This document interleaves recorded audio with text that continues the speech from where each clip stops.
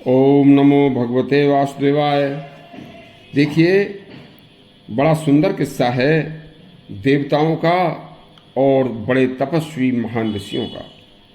एक बार देवताओं ने समस्त बड़े बड़े ऋषियों को, जो कि बड़े तपस्वी ऋषि थे, उन ऋषियों को अपने देवलोक में बुलवाया और देवलोक में बुलवाकर उनसे कहा कि आज हम केवल देवता और ऋषि इस मीटिंग में मौजूद हैं, लेकिन हम सब में सबसे बड़ा क्षमाशील कौन है?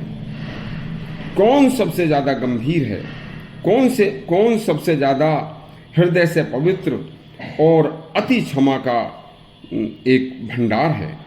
तो यह पता लगाने के लिए हम सब में से एक व्यक्ति को चुना जाए। तो इनमें से भृगु ऋषि को चुना गया कि इसकी परीक्षा भृगु ऋषि करेंगे कि कौन सबसे ज़्यादा देवताओं में और समस्त ऋषियों में कौन सबसे ज़्यादा क्षमाशील है, कौन सबसे ज़्यादा दयालु है। उसी को देवताओं में बड़ा माना जाएगा। बस फिर क्या था, भृगु ऋषि ने यह बात स्वीकार कर ली और वो सबसे पहले अपने पिता ब्रह्मा जी की सभा में गए, क्योंकि ब्रह्मा जी उनके पिता थे, लेकिन उन्होंने ब्रह्मा जी को जाकर प्रणाम नहीं किया, तो ब्रह्मा जी उनसे नाराज हुए। उसके बाद भृगु जी जब उनसे प्रणाम किए और उनकी नाराज़गी को देखते हुए आगे चले, तो वो कैलाश पर्वत पर अपने सगे छोटे भाई रुद्रदेव के पास पहुँचे। रुद्रदेव ने अपने भाई भृगु को आता हुआ देखकर बड़े प्रेम से उनको आलिंगन करने की कोशिश की, लेकिन भृगु ने यह कहकर कि तुम तो उन्मार्गगामी हो, आपसे नहीं मिलना चाहता मैं, ऐसा कहकर आगे बढ़ गए। भगवान शंकर यह सब देख रहे थे। भगवान शंकर को यह सब देखकर बड़ा क्रोध आया और वे त्रिशूल उठाकर मारने के लिए भृगु ऋषि को दौड़े। अंततः पार्वती जी ने उनके पैर पकड़कर प्रार्थना की और भगवान शंकर के क्रोध को शांत किया। अब क्या था, इसके बाद वह सीधे क्षीर सागर में भगवान विष्णु के यहाँ पहुँचे।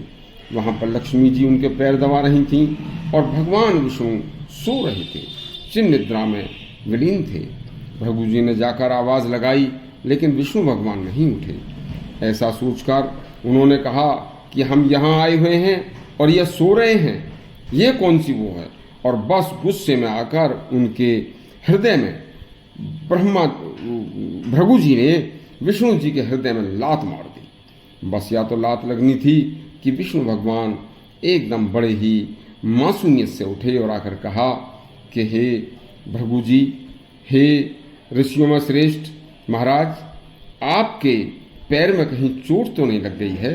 देखिए, मेरा हृदय और मेरी पसलियाँ अति कठोर हैं और आपके पैर बहुत ही नरम और बड़े ही सुकोमल हैं, तो क्या लाइए मैं इनको दबाकर ठीक करता हूँ। या तो इतना कहना था कि बस भृगु ऋषि स्वयं उनके पैरों में गिर पड़े और उन्होंने कहा कि संसार में जितने भी गुण हैं, जितने भी अंश हैं, जितने भी दया भाव हैं, वह सब आपके अंदर हैं प्रभु। बस इसी प्रभाव से आप संभव को असंभव कर सकते हो। आप संसार के सबसे बड़े देव माने गए और सबसे ज़्यादा क्षमाशील और क्षमा भाव रखने वाले देवता हो।